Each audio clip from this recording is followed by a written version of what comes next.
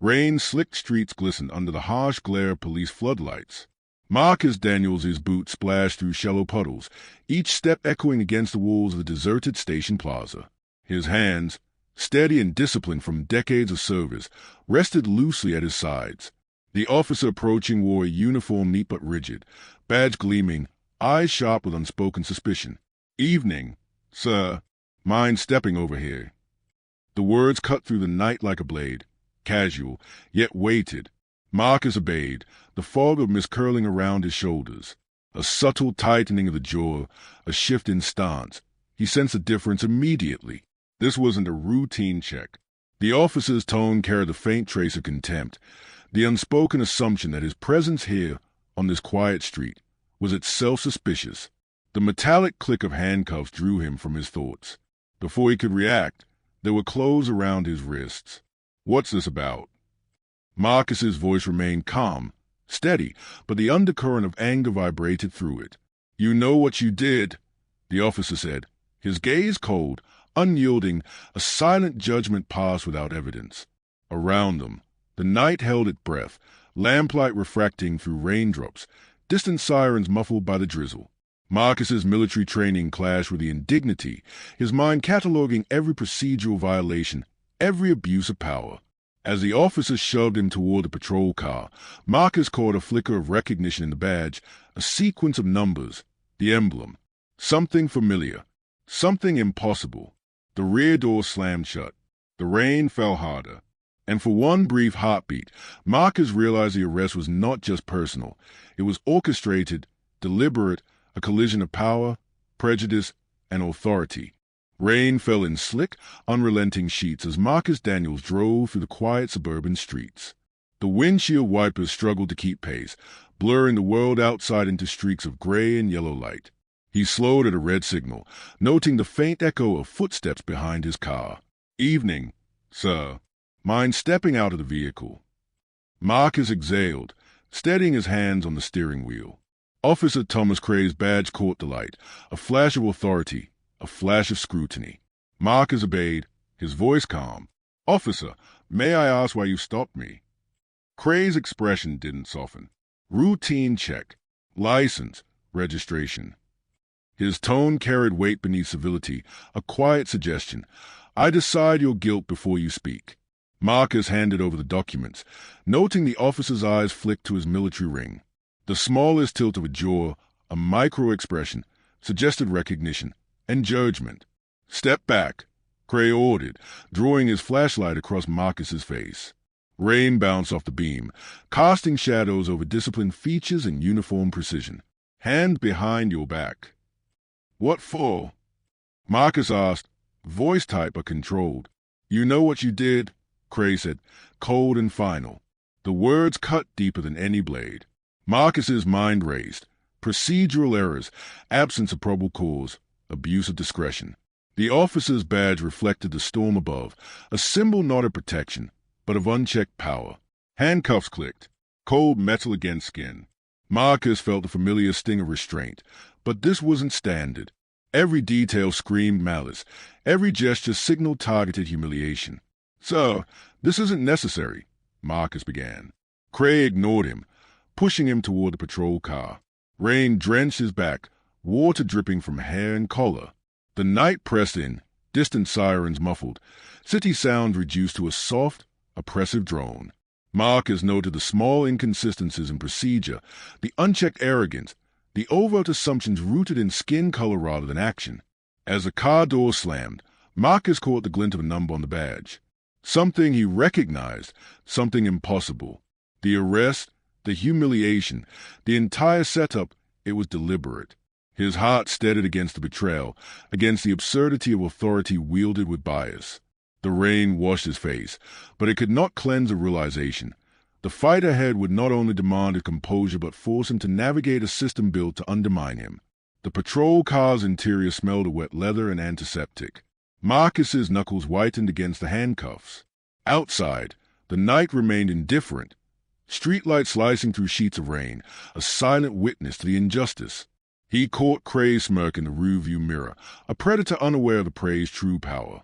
Marcus's thoughts crystallized into one sharp certainty. The moment was not yet over, and the game had only just begun.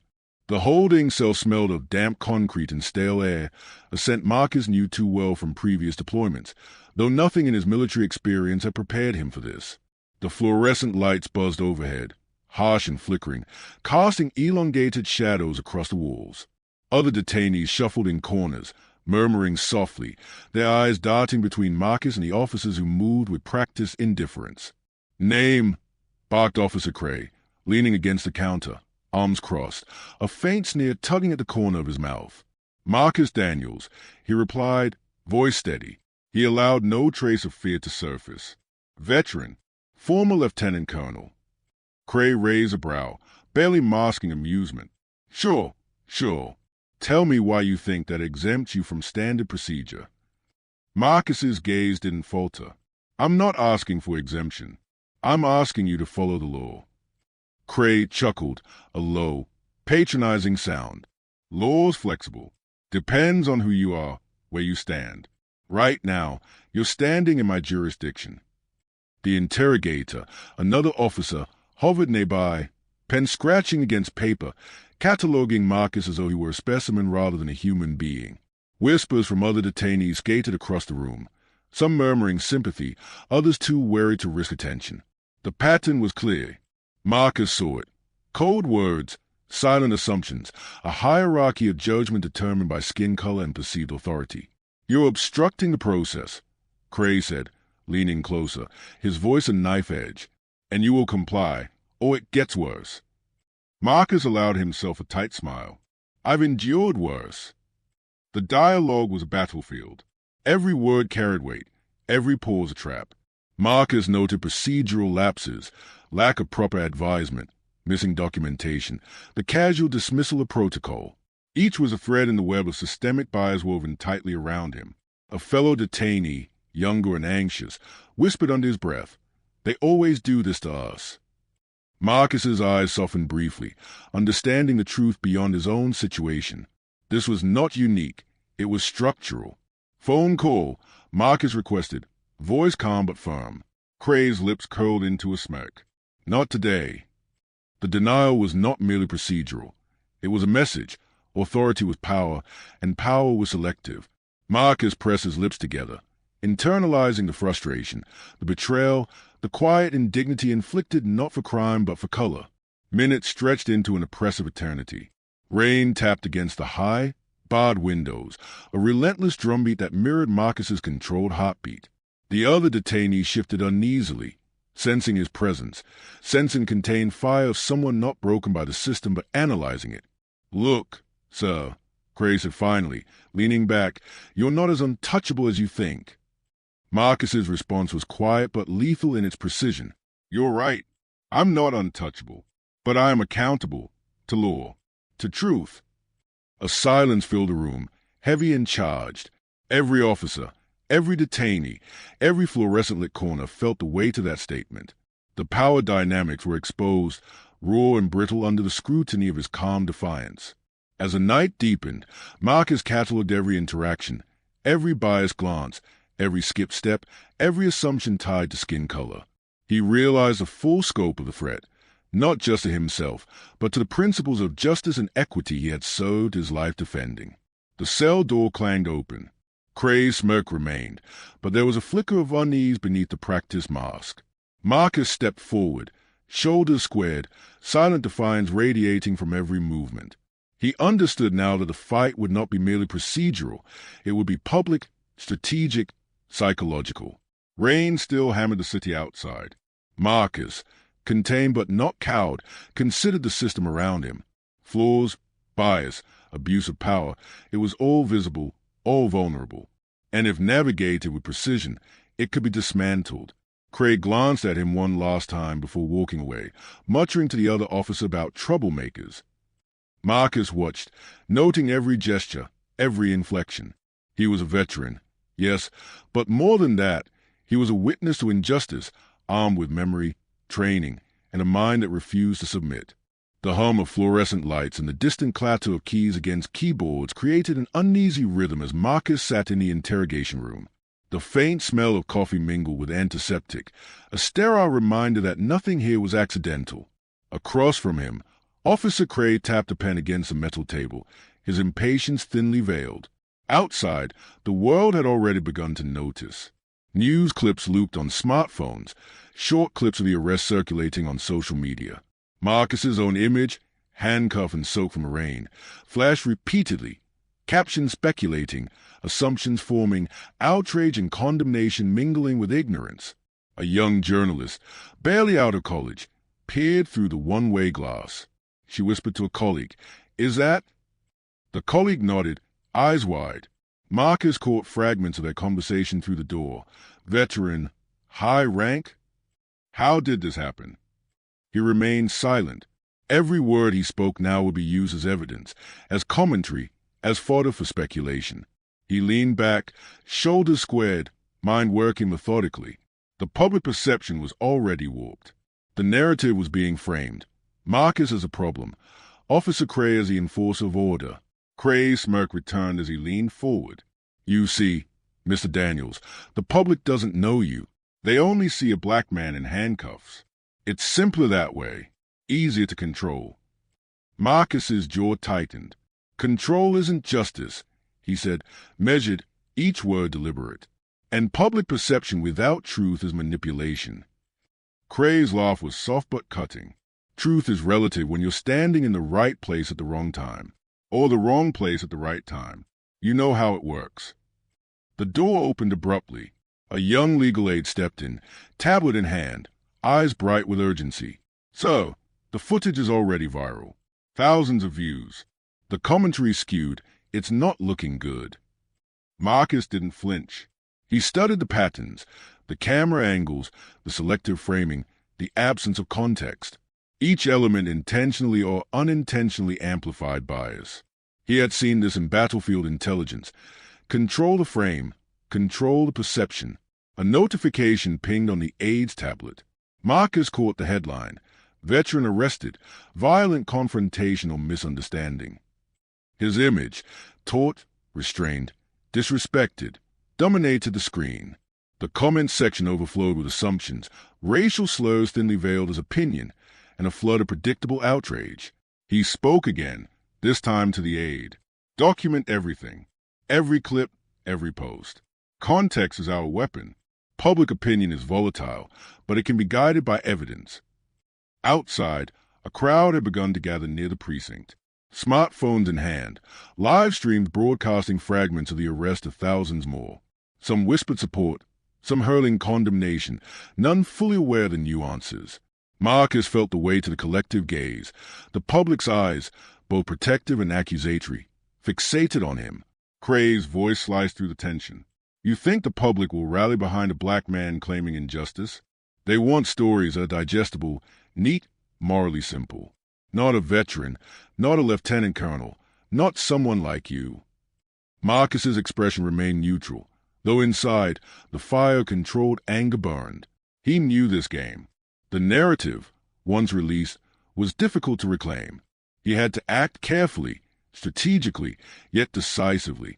Minutes passed. The room grew quieter.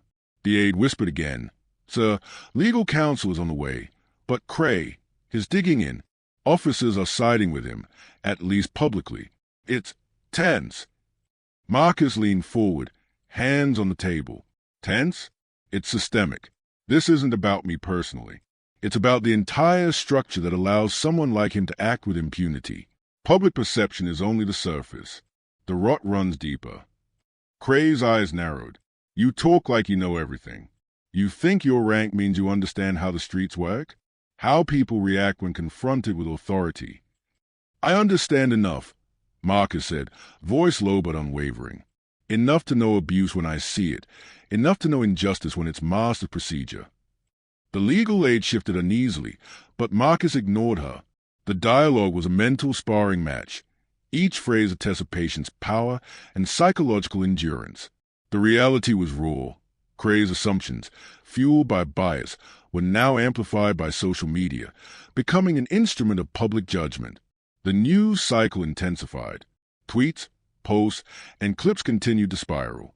A local news anchor's voice played faintly in the background through a television. Veteran arrested under mysterious circumstances. Authorities investigating. Public reaction mixed. Marcus recognized the subtleties in language. Mysterious circumstances. The choice of words, the lack of accountability implied. He closed his eyes for a brief moment, centering himself. Military training. Decades of command. Mental resilience. These were not just tools for battlefields. They were tools for survival in an environment distorted by prejudice and amplified by public spectacle. When he opened his eyes, he saw it, the moment where perception could be reclaimed, where truth could pierce through the narrative.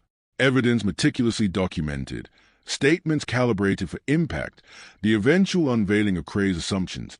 All of it would shift the tide. Cray leaned back, exhaling slowly. So, what's next, sir? Waiting for your public defenders to rescue you. Marcus's gaze was sharp, unwavering. No, I act according to principle, and I observe. And when the time comes, the truth will expose the imbalance you think shields you. The room fell silent, tension thick. Outside, rain continued to drum against windows, the city oblivious yet bearing witness.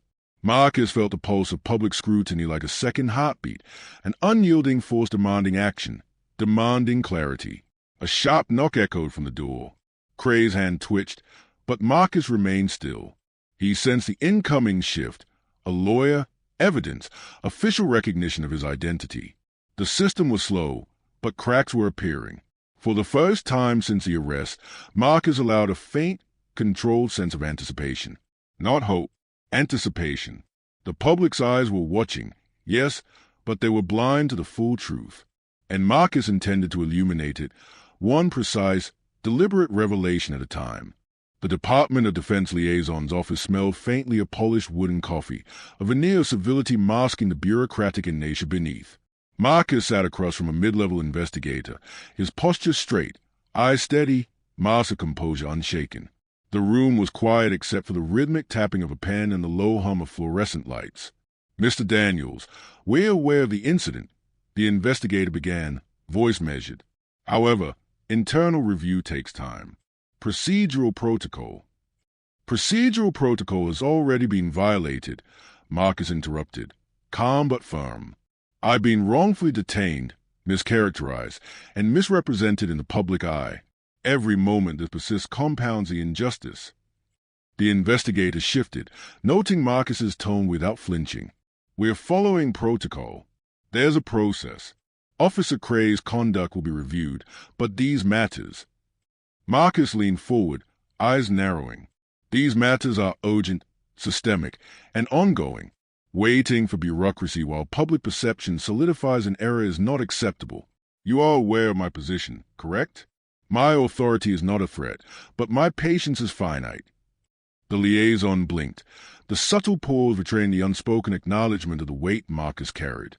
His military discipline radiated from him, but it was his understanding of institutional networks that sharpened the room's tension. Cray assumed impunity because he underestimated the reach of Marcus's identity, unaware that the man in handcuffs wielded authority invisible to the uniformed officer. Meanwhile, outside the office, whispers traveled fast. Officers exchanged cautious glances, colleagues of Cray unconsciously adjusting their stances. Marcus noted every gesture, every subtle flicker of unease. Internal affairs were slow, yes, but cracks appeared under the strain of visible misconduct amplified by social media. Your complaint will be filed formally, the investigator said finally, tapping the pen against the form. But I must warn you, these cases can take weeks, months. The system. Marcus cut him off. The system is complicit until it is accountable. Weeks are unacceptable when reputation, authority, and public trust are at stake. The procedural shield you hide behind is meaningless when bias is evident, deliberate, and documented. The investigator exhaled, clearly frustrated but careful not to show it. Your point is noted, sir. But you must understand, this is delicate. Officers have rights too. We cannot act on assumption alone. Marcus allowed a thin, controlled smile. No, you act on documented evidence, and every action, hesitation, or dismissal now counts. Cray's assumptions, his behavior, the public exposure. They are evidence, and I will ensure it is presented in full. The office door opened, and another aide stepped in with a tablet. So, updates from social media. The arrest footage continues to circulate. Public opinion is shifting, but not entirely in your favor yet. Cray is being praised in some quarters for decisiveness. Marcus's jaw tightened. Praise for bias is predictable. That's why evidence, documentation, and direct accountability are essential. The narrative cannot be allowed to remain unchallenged. I am not here to manipulate perception. I am here to confront truth. A knock at the door preceded the entry of a senior official from the Department of Defense. Recognition flickered in his eyes as he observed Marcus. "Daniels," he said softly, "I wasn't aware of your location." Marcus straightened. "I prefer to remain understated until circumstances demand otherwise. Officer Cray has miscalculated. His assumptions about who I am and what I represent are flawed.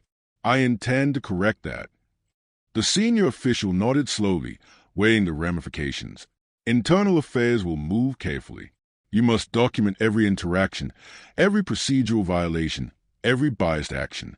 Public exposure will help, but it must be controlled. Otherwise, you risk turning this into spectacle rather than accountability." Marcus allowed a brief pause. "Controlled exposure is tactical. The system's flaws are visible. My goal is reform, correction, and accountability, not spectacle. The social and legal consequences of inaction are far greater than those of confrontation." Meanwhile, Cray remained unaware of the growing scrutiny. He had boasted a moment ago to a colleague about the arrest, smug with his assumed power. Marcus had anticipated this. Every boast, every casual dismissal of protocol was now evidence catalogued, ready to expose systemic bias when the timing was precise. The liaison, observing Marcus's controlled assessment, finally spoke. "We'll expedite preliminary review. Internal affairs will monitor. But understand, officer bias runs deep. Systemic change is incremental. Immediate justice is unlikely." Marcus met the gaze steadily. Justice delayed as injustice continued. Incremental change is insufficient when a single act of prejudice has already inflicted harm. I will ensure every misstep is visible and accountable. Silence settled. The air seemed to thicken with the weight of unsaid truths. The investigator, aides, and officials in the room absorbed Marcus's precision, his unyielding calm. This was not a man pleading for recognition. This was a man cataloging, analyzing, and preparing the system to be confronted by its own failures. Marcus rose, checking the time. "Document everything. Every officer, every witness, every sequence.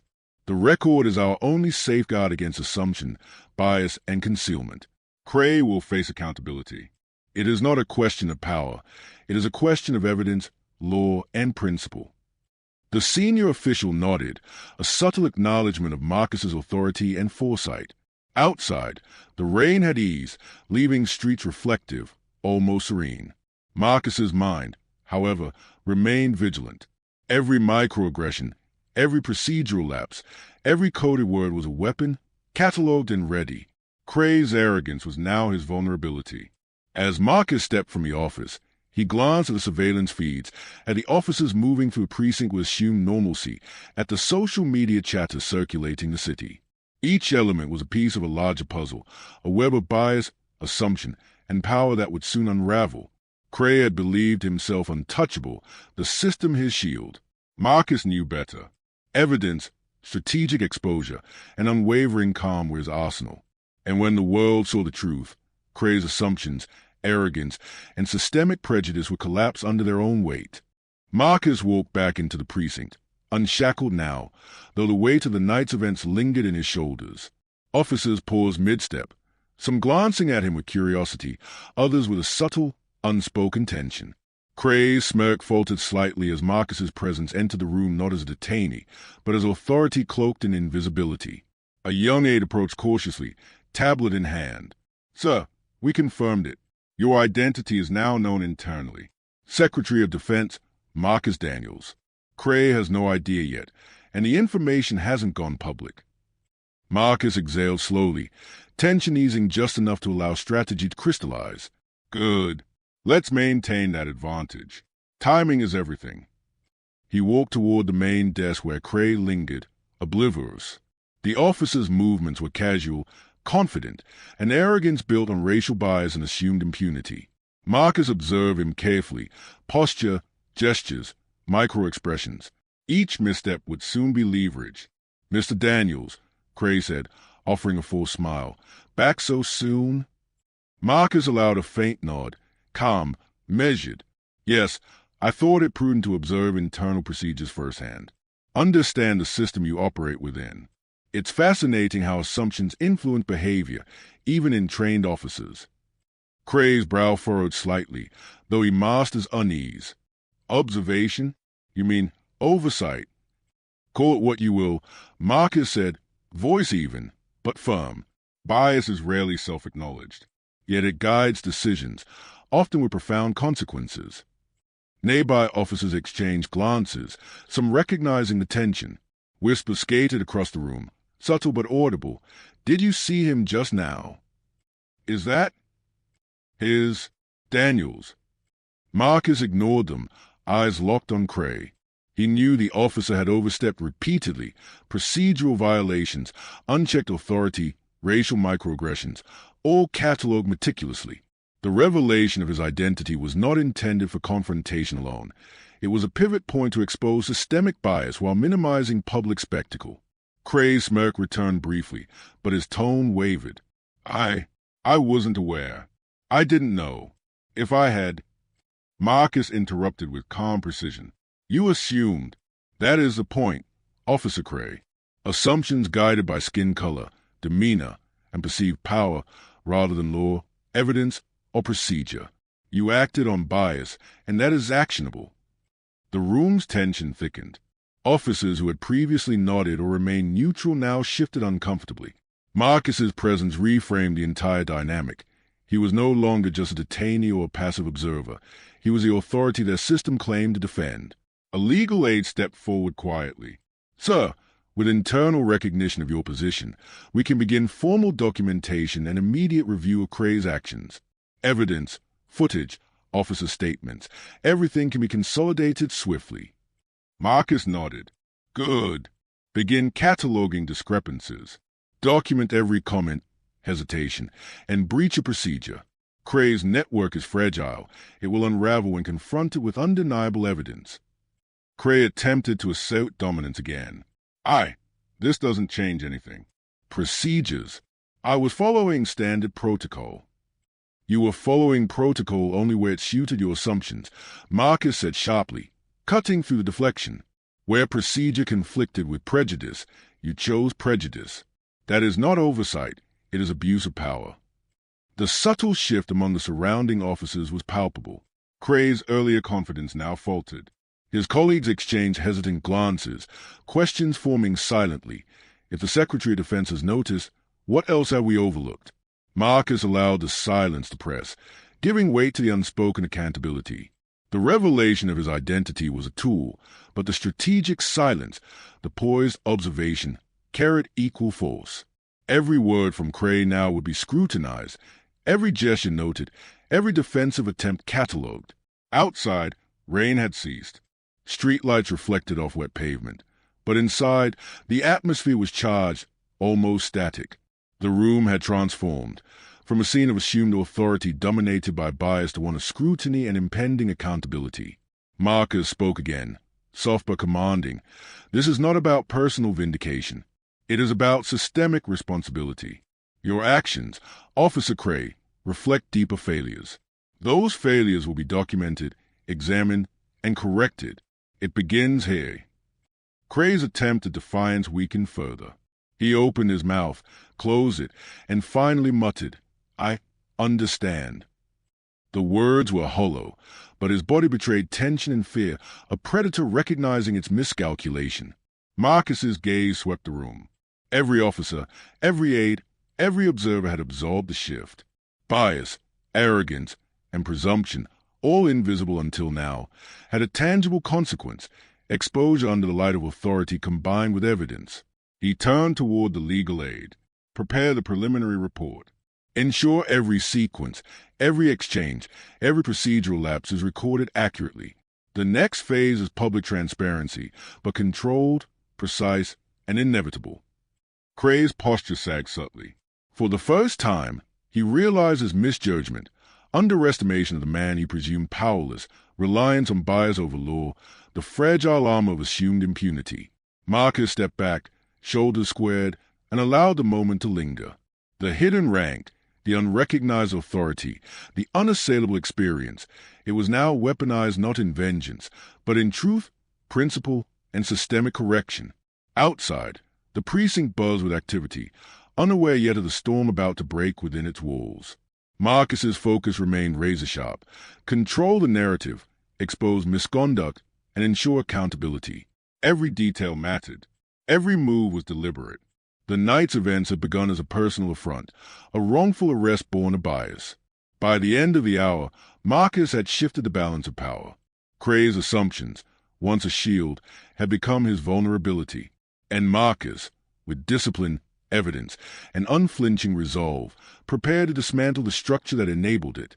Marcus returned to the precinct the following morning under the pretense of routine documentation, though in truth, every step was calculated. Officer Cray was already present, pacing near the entrance, unaware that the walls themselves seemed to close and under scrutiny. Marcus observed him, the slight tremor in his hand, the sharp flick of his eyes toward each officer entering the room, a predator suddenly conscious of prey with unseen reach. "Morning, Mr. Daniels," Cray said, voice tight, a false cheerfulness failing to mask unease. Marcus's gaze held steady. "Officer Cray, let's review last night's events."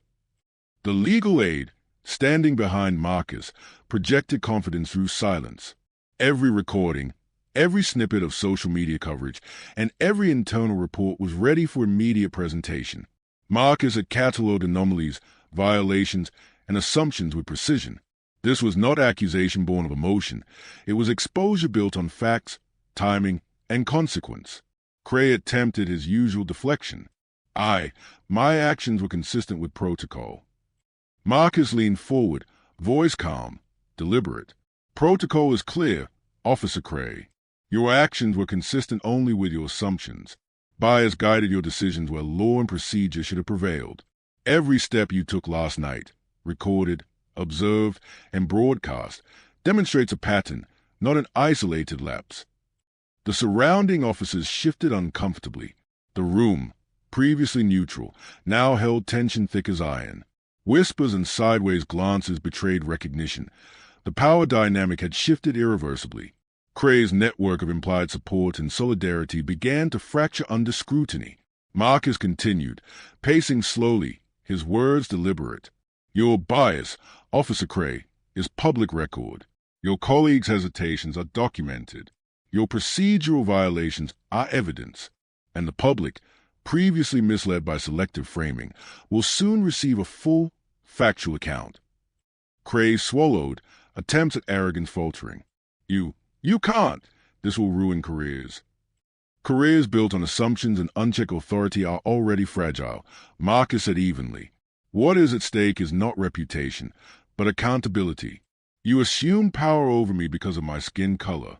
That assumption is documented, observable, undeniable."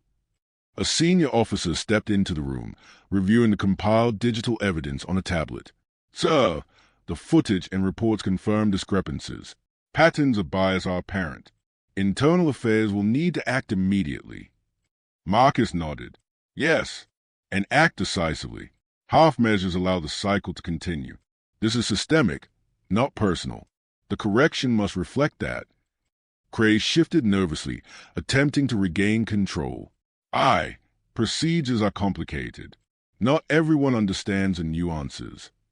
Marcus cut him off, sharp and precise. "Nuance is not excuse. Context does not justify violation. Training, yes, but assumption, arrogance, and racial bias are not training. They are failure." The room remained tense, each word a weight pressing upon Cray's confidence. The surrounding officers absorbed the shift silently, understanding that allegiance without accountability was meaningless. Marcus's authority, hidden, now revealed, altered perception, not through threat, but through unassailable evidence. Outside, media outlets have begun to contact internal affairs discreetly. Public attention, once manipulated by selective footage, was now poised for recalibration. Marcus's team ensured documentation was airtight, cross-referenced with witness statements, timestamps, and procedural logs. Every detail was weaponized, not for vengeance, but for correction. Marcus finally addressed Cray directly, voice steady, coldly principled. You were entrusted with authority to serve, not to judge based on color. Your misjudgment is now visible, and the consequences will follow, not through personal vendetta, but through the system you failed to respect. Cray's usual smirk had vanished. The carefully constructed facade of control crumbled as he processed the inevitability of exposure. Marcus had anticipated every defensive maneuver, catalogued every possible denial. The confrontation was precise, surgical, aimed at systemic correction. One of the junior officers, hesitant, whispered to another, "I think he's right. We've seen it. What we ignored, it's all here." The acknowledgement spread subtly, a contagion of realization that Cray's bias was not isolated, not negligible. It was a pattern, undeniable under observation. Marcus's gaze swept the room, measuring impact, ensuring that accountability was not symbolic but operational. Document everything. Every officer, every statement, every lapse. This will proceed through internal affairs, legal review, and controlled public disclosure. No assumption, no omission, no escape. The senior officer, nodding, finally broke the silence. "Sir, this is unprecedented. The clarity of evidence combined with your presence ensures no misinterpretation. The system will act." Marcus allowed a measured pause. "It must act, and it must act thoroughly. Otherwise, we simply perpetuate cycles of injustice, allowing bias to masquerade as procedure." Cray's posture slumped. For the first time, he realized the extent of his vulnerability, the arrogance born of unchecked power now confronted by authority, evidence, and principle. Each recorded misstep was a nail in the coffin of his assumed impunity. Marcus stepped back, shoulders squared, voice unflinching. "This is exposure, not revenge. Understand the distinction. One corrects systemic injustice, the other merely gratifies personal resentment. I pursue the former." Cray said nothing. He could not. Silence was now acknowledgement. Every surrounding officer, witness, and observer understood the transformation of authority in the room. Marcus's calm precision had dismantled the pretense of control, leaving Cray exposed, no longer shielded by assumption, but vulnerable under scrutiny. The room's energy shifted subtly yet irreversibly. Public perception, previously skewed by selective framing, would now be aligned with truth. Procedural bias, once invisible, now faced systematic illumination. And Marcus, steadfast in principle, ensured that justice, not spectacle, not vengeance, not rumor, would guide the outcome.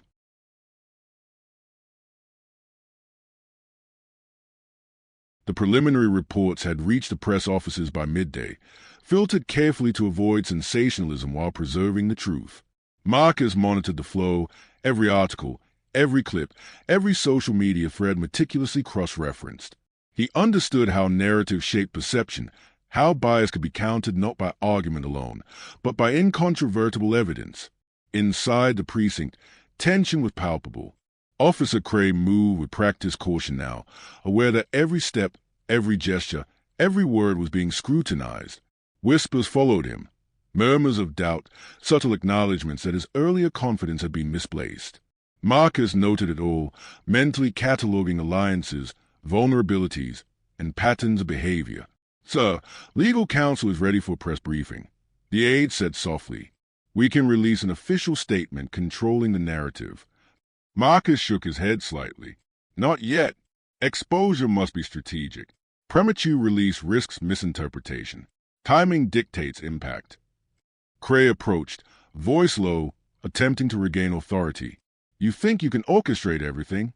Media, procedures, internal reviews. You're playing a dangerous game." Marcus's eyes met his steadily.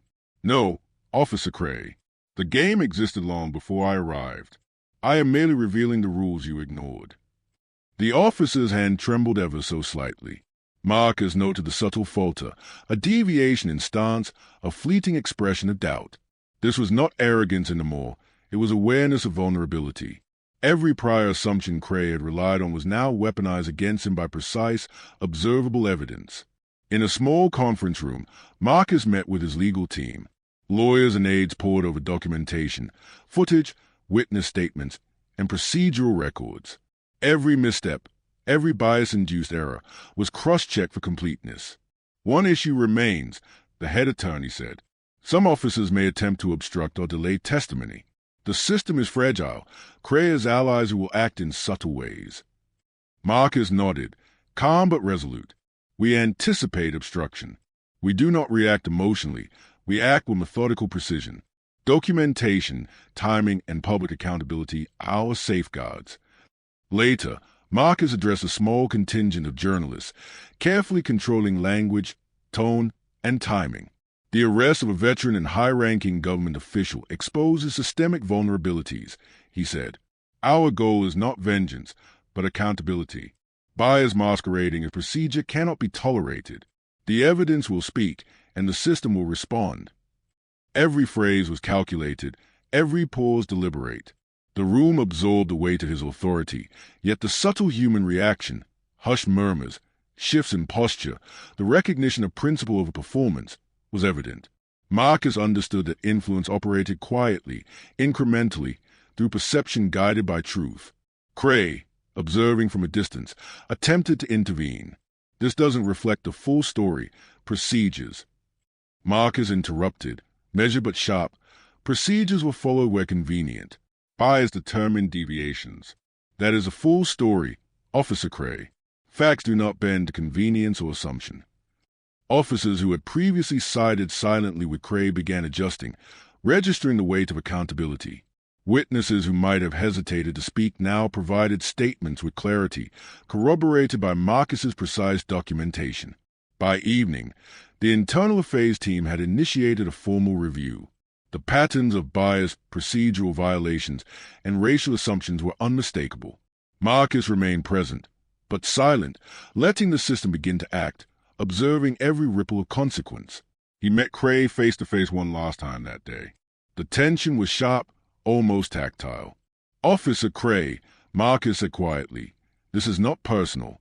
The patterns you relied upon, assumptions about authority, skin color, and behavior, are now exposed. Your actions have consequences, and those consequences are inevitable. Cray's shoulders slumped, the smirk gone entirely. He realized, fully and without ambiguity, that his prior confidence had been hollow. The network he assumed insulated him was fragmented. The system, once passive or complicit, had begun to act decisively. Outside, social media buzzed with updates, measured, factual accounts countering earlier misrepresentation. The public began to see not the spectacle, but the systemic issues, racial assumptions, abuse of authority, and procedural failures. Marcus observed silently, knowing timing and precision had amplified impact far beyond personal confrontation. By nightfall, Marcus returned to his temporary residence, exhausted yet unbroken. The shift in the precinct was palpable. Bias, once invisible and unchallenged, had been illuminated. The structures that allowed it were now under scrutiny. Cray's miscalculations, compounded by evidence, had rendered him vulnerable, isolated, and accountable. Marcus allowed himself a brief reflection. The battle was not complete. Public awareness, legal review, and institutional reform were ongoing processes. Yet the pattern had been broken. Unchecked assumptions, prejudice, and abuse of power could no longer operate without exposure. He reviewed the day's documentation, reaffirming every step, every statement, every piece of evidence. The system, flawed but capable of correction, had begun to move.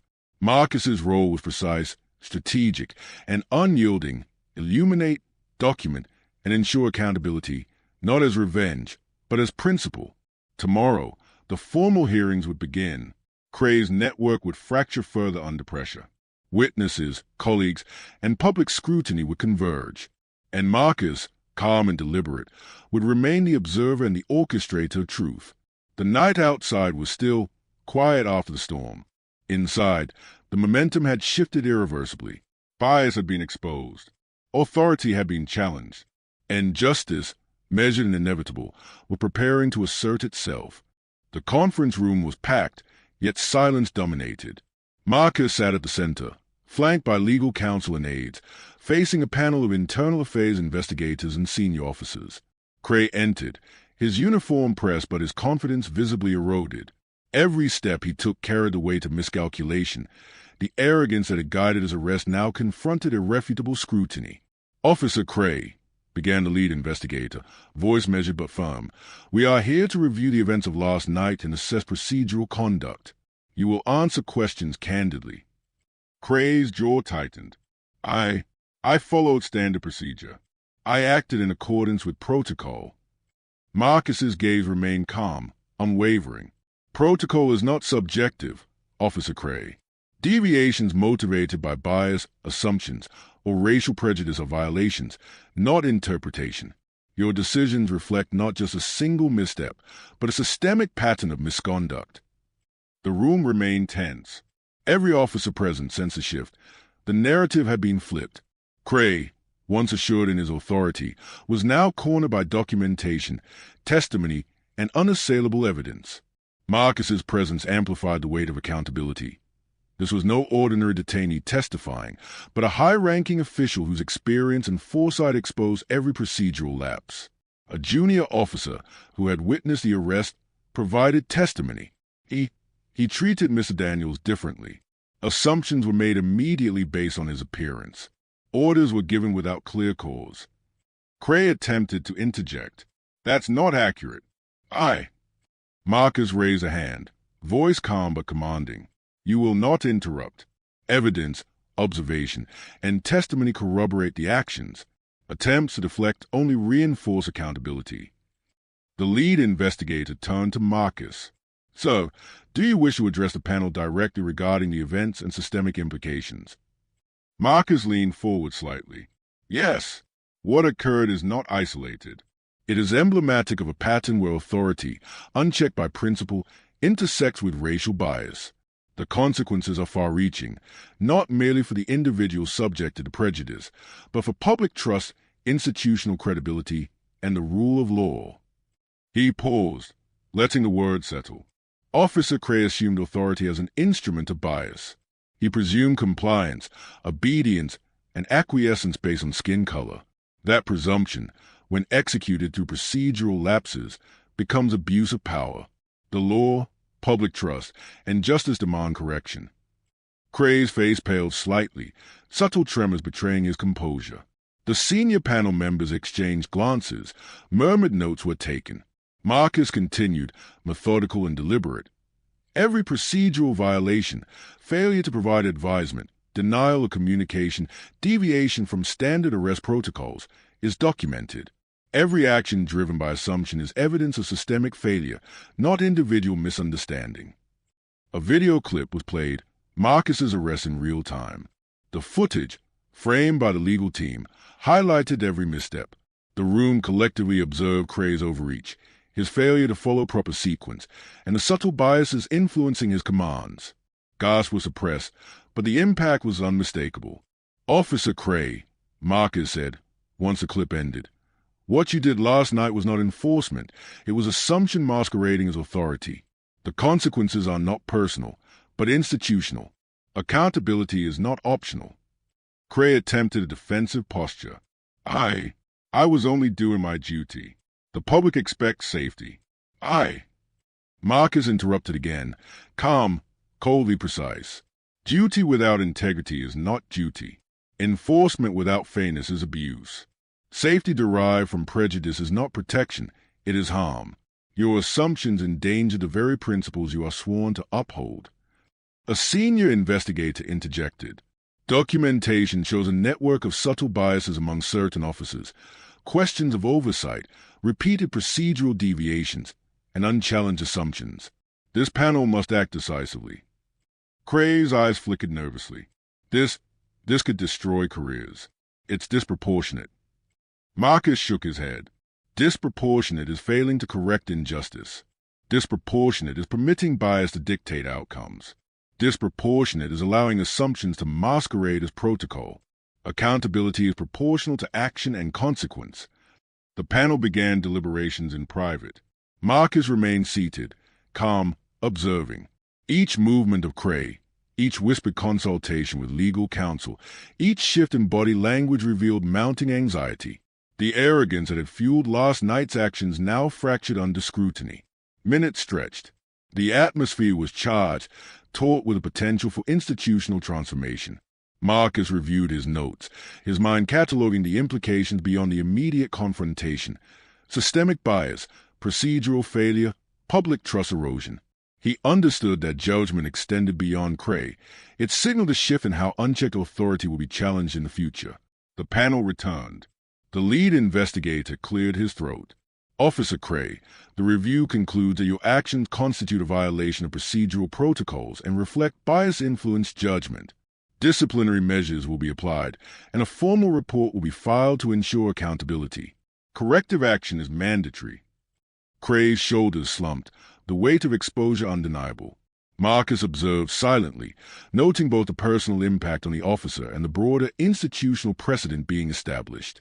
The consequences were measured, proportional, and public, the embodiment of principle over spectacle. Marcus finally addressed the room, voice calm, resolute. Let this be a reminder that authority is a responsibility, not a weapon. That bias, unchecked, corrodes both trust and procedure. Justice is not vengeance, it is accountability. Systemic change begins with recognition, exposure, and correction. The room absorbed his words. Officers, investigators, and aides registered the shift. Patterns of assumption, privilege, and bias were no longer invisible. Accountability, once theoretical, had been applied concretely. Cray, silent, recognized his failure, not merely to Marcus, but to the principles of his profession. The facade of control, the arrogance rooted in unexamined assumptions, had collapsed under evidence and authority. Marcus stood, shoulders squared. Outside the precinct, cameras flashed, social media posts circulated, and the city's gaze followed each step. Justice, measured and precise, had been initiated. The work was not complete, but a precedent had been established. Systemic bias, when exposed and challenged strategically, could not hide. The city streets were wet from the lingering rain, reflecting neon signs and streetlights like fractured mirrors. Marcus stepped out of the precinct, the night air sharp and cleansing. The arrest footage, once circulated with biased commentary, now ran alongside corrective reporting, detailed accounts of procedural lapses, bias-driven assumptions, and Marcus's own clarifying statements. The narrative had shifted, but Marcus knew that true resolution required more than public perception. It required systemic acknowledgement and change. Inside the precinct, the fallout was palpable. Officers who had once whispered in Cray's favor now tread carefully, their postures betraying unease. Cray himself sat in his office, reviewing the formal disciplinary notice, his confidence replaced by a hollow tension. He had believed himself untouchable. Now, the consequences of unexamined bias confronted him directly. Marcus returned to his temporary office, reviewing the sequence of events with meticulous attention. Every procedural deviation, every misjudgment, every biased action had been documented. Evidence compiled, testimony secured, public narrative controlled. He allowed himself only a brief moment of satisfaction before considering the long-term implications.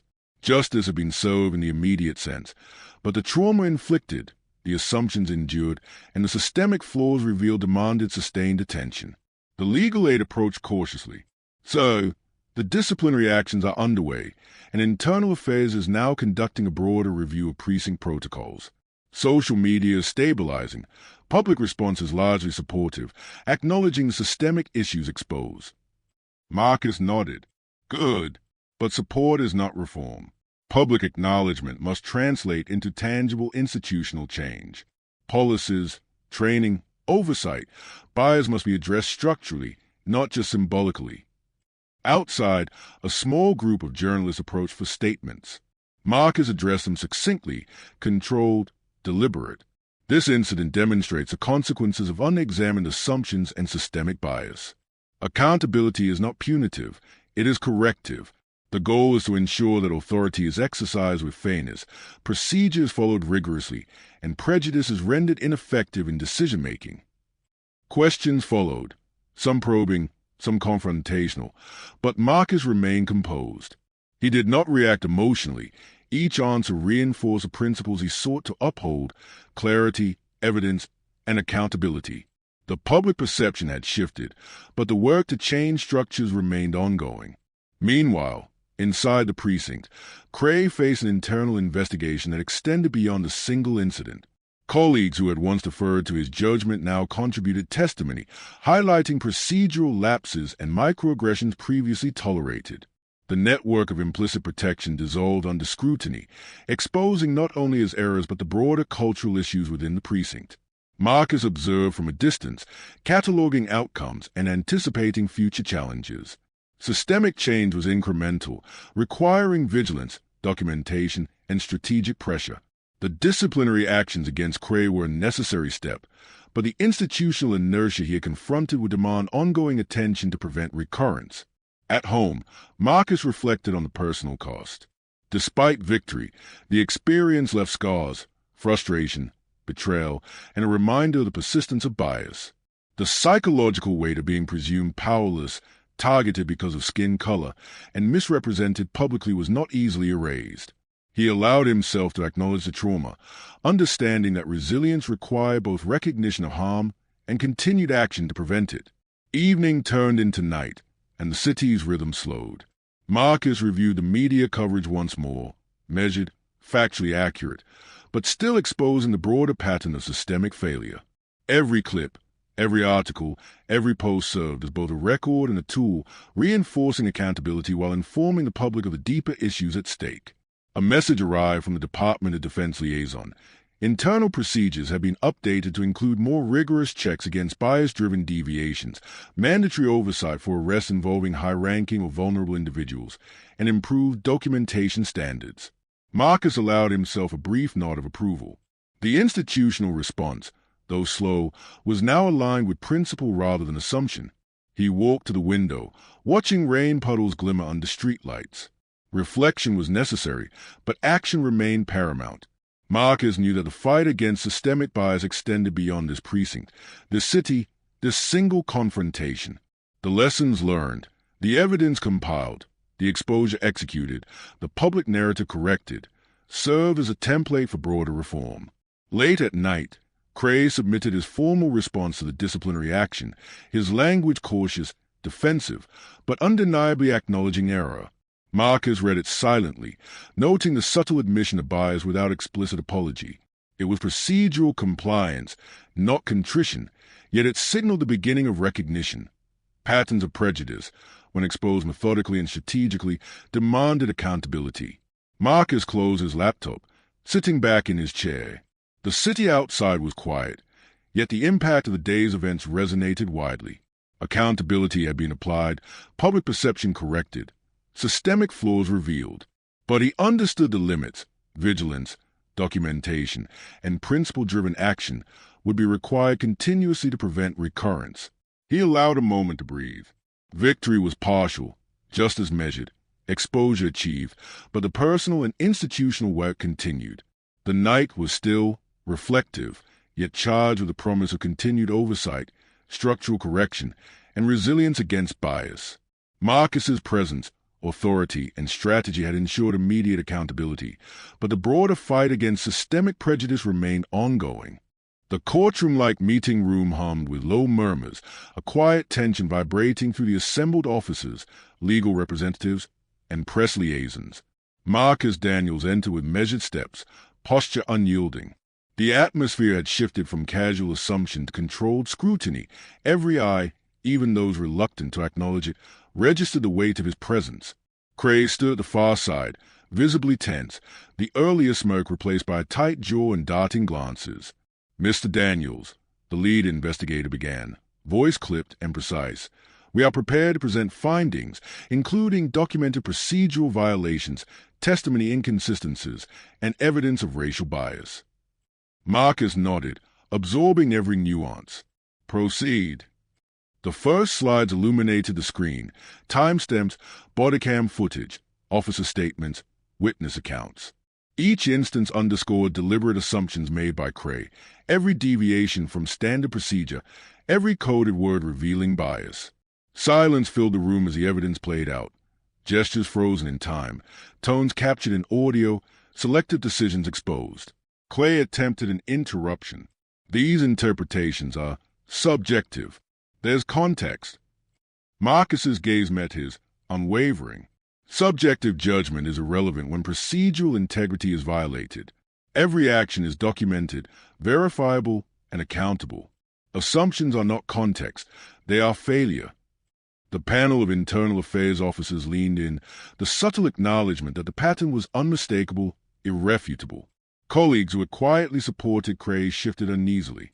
The room, once weighted by implicit loyalty, now throbbed with exposure. Outside, media monitors displayed measured coverage.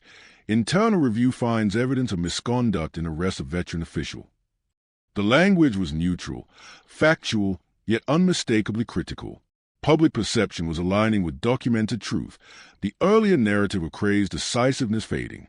Marcus noted the careful phrasing, tactical yet powerful.